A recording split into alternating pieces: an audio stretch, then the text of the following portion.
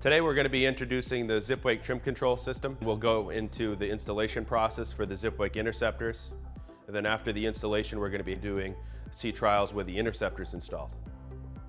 With all the added benefits of the Zipwake system, one would think installation would be very difficult. It's actually very straightforward.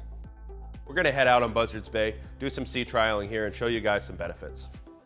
So we started running the boat with the trim tab system that was on it when the boat was built, and then today we were running it with the new Zipwake system installed.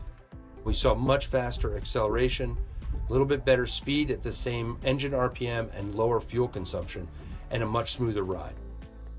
When most boats accelerate, the stern goes down and the bow comes up. With Zipwake adding lift at the very back of the boat, the bow doesn't come up as much and the boat just accelerates.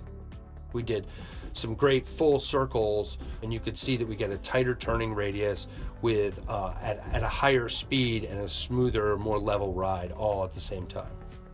With the built-in GPS and the inclinometer, the auto functions are faster and more accurate.